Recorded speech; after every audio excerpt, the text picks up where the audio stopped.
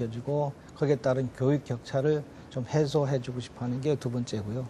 세 번째는 요즘 사회가 정보화 사회라고 합니다. 그래서 정보 격차가 교육 격차로 이어지고 그런 가난의 대물림을 해소해 줄 수 있는 그런 불균등을 해소해 주기 위해서 저희들이 이러닝을 강조하고 있습니다. 그렇군요.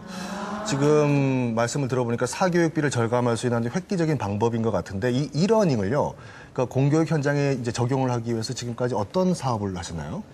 네, 그렇습니다. 저희가 4년도에 그 EBS 지금 거기서 많이 기여해주고 있는데요. EBS에서 그 고등학교 수능 강의를 시작을 했고요. 그다음 초등학생들을 위한 그 사이버 가정학습이 있습니다. 이번 박람회에서도 보셨듯이 강원도 교육청에서 하는 에드원이라는 게 있습니다. 그다음 서울시 교육청에서 하는 꿀맛닷컴 이제 그런 걸 저희들이 총칭 이제 사이버 가정학습을 하는데요. 사이버 가정학습을 하고 있고요.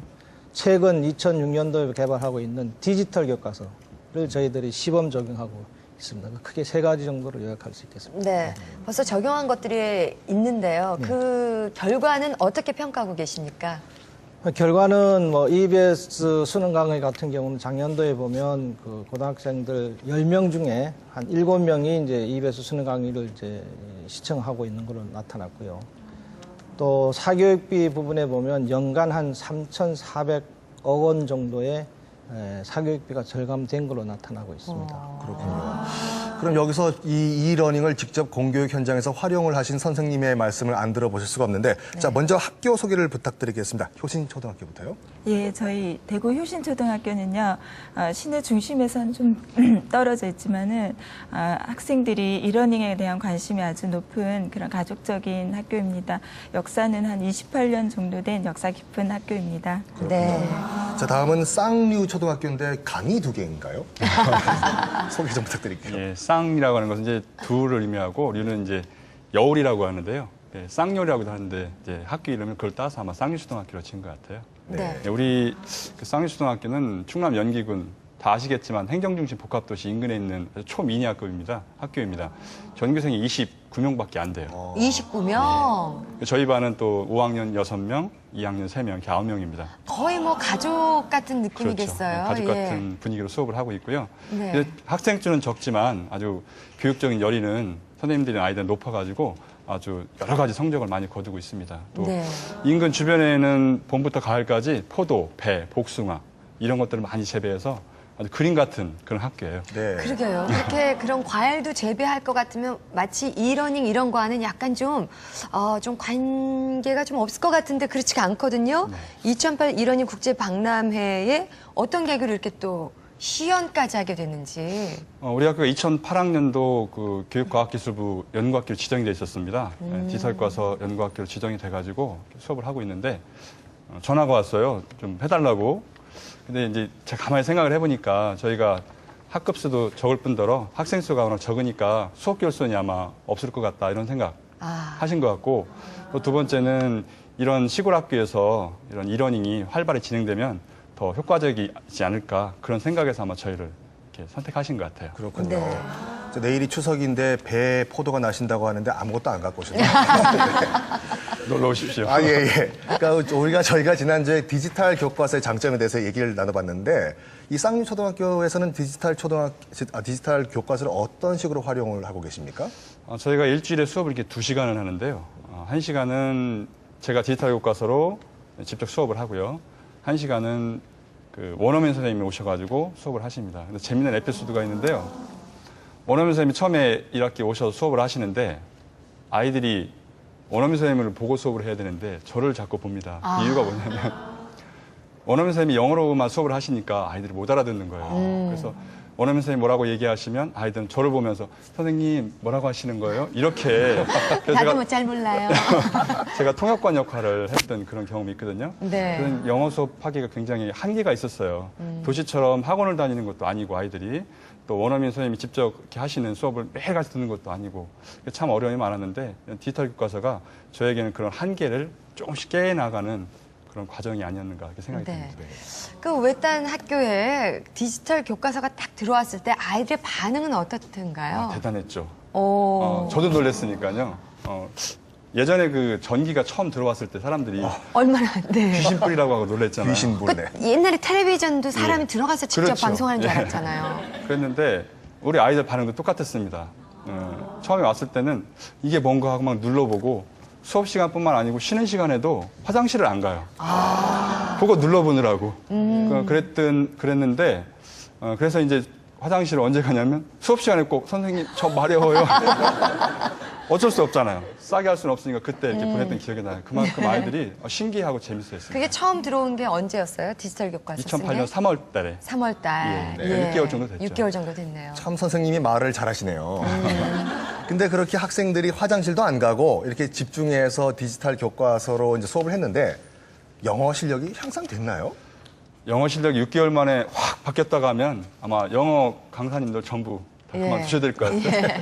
근데 이제 영어 실력이 이렇게 확 바뀌었다기 하기보다는 제 생각에는 좀 이렇게 자신감이 좀 나아지지 않았나 그런 생각이 들거든요. 그러니까 아이들이 처음에는 저라든지 또 원어민 선생님이 했던 수업을 잘 따라오기 어려웠어요. 그렇게 아이들 수준이 높지 않았기 때문에. 근데 이건 자기가 직접 클릭해보고 원어민 발음을 들어가면서 해석기고 이렇게 발음을 해보니까 아이들이 점점 이렇게 목소리가 커지는 거예요, 영어 시간에. 자신감이 이제 늘어나는 거죠. 저 역시도 솔직히 영어 전문 교사가 아니니까 그러니까 영어에 좀 어려움을 많이 겪었는데 이걸 통해서 자신감을 많이 얻었거든요. 그러게요. 엑셀런트 그 말 들으려고 아이들이 얼마나 큰 그렇죠. 소리로 열심히 이렇게 예. 발음을 해봤을까. 네, 지난주에 트라이 어게인 나오셨죠? 네. 자, 어떤가요? 이런 디지털 교과서가 갖는 장점이 참 많지만 무엇보다도 교육 격차 해소에 참 저희가 기대하는 바가 큽니다. 교수님께서는 어떻게 생각하시는지요? 그렇습니다. 이게 교육 혁명을 일으킬 수 있는 가장 중요한 도구가 되죠. 우선 학습자 입장에서 보면은 듣고 말하고 읽고 쓰고 다양한 활동, 예를 들어서 챈트라든지 노래라든지 짝활동이라든지 역할극이라든지 놀이라든지 게임 같은 것을 다양하게 할 수 있어서 좋고요. 교사 입장에서 보면은 학생들을 수준별로 잘 관리할 수 있어서 좋고 또 학부모 입장에서 보면은 사교육을 해소할 수 있는 가장 좋은 도구가 돼서 아주 무척 좋은 것입니다. 네. 국가적으로 볼 적에는 어떤가요? 우리가 21세기 선진화 사회로 가는 가장 큰 도구이기 때문에 우리가 꼭 추진해야 될 과제입니다. 네. 네. 참 디지털 교과서의 효과도 뛰어나지만 제가 알고 있기로는 또 다른 이러닝의 이제 중점 사업이 사이버 가정학습이라고 들었거든요. 자, 최규봉 사무관님, 이 교육과학기술부 차원에서 이 사이버 가정학습을 어느 정도 진행을 하고 계십니까? 네, 사이버 가정학습은 2005년도에 전국적으로 이제 시행이 됐습니다. 그 전부터 사실 시도교육청마다 이제 각자 했는데 그런 중복 투자도 있고 그래서 2005년도에 전국적으로 시행을 했습니다. 그래서 작년 말 기준으로 보면 한 340만 명 학생 수가 이제 회원으로 가입돼 있고 일일 평균 보면 한 21만 명 학생이 정도 이용하고 있는 걸로 나타났습니다. 그래서 저희가 이제 금년까지 이제 수준별 그것도 이제 기초, 심화, 이제 보충 학습까지 해서 기초까지 단계별로 이제 만들어주고 있고요. 그다음에 이제 출석, 결석 이런 게 다 집중 관리될 수 있도록 학습 관리 시스템까지 저희들이 개발할 예정입니다. 네. 사이버 가정학습의 대체적인 현황을 말씀해 주셨는데요. 그렇다면 사이버 가정학습이 뭔지, 그것 때문에 학교에는 또 어떤 일이 벌어졌는지, 또 집에는 또 어떤 풍경이 그려지는지 좀 황성경 선생님께서 좀 설명을 해주세요. 네, 저 디지털 교과서하고 다르게 이제 사이버 가정학습은 방과 후에 학생이 집에서 그 인터넷으로 학습하는 그런 시스템이에요. 자기가 원하는 과목의 강좌를 신청하고 자기가 공부하고 싶은 시간에 언제든지 접속해서 할 수 있는 것인데 혼자서만 하는 것이 아니라 사이버상의 담임 선생님이 계셔가지고 출석 확인도 해주시고 학생이 공부를 잘하고 있는지 확인도 해주시고 또 학생의 공부에 도움이 될 만한 여러 자료들을 게시판에 담아주시기도 하셔요. 이렇게 재미있게 공부할 수 있게 되어 있기 때문에 현재 그 전국 시도교육청에서 각자 좀 다른 이름으로 운영해서 아주 잘 운영되고 있는 것을 알고 있습니다. 네. 그러면 지금 사이버 가정학습은 말 그대로 이제 학생들이 이제 학교 끝나고 집에 가서 이제 컴퓨터를 통해서 소위 말해서 이제 과외를 다시 받는 그렇죠. 것인데 네. 그 사이버 가정학습이 들어와서 달라진 뭐 풍경 같은 거 있을까요? 예, 사이버 가정학습에서 이제 학생들이 교실 수업에서는 굉장히 내성적이던 아이들이 사이버 가정학습은 자기 주도적으로 혼자서 잘할 수 있으니까 자신감을 가지게 되고요. 또 그 결과에 대해서 칭찬을 해주면 굉장히 뿌듯해하고 보람도 느껴가면서 공부를 하고 있더라고요.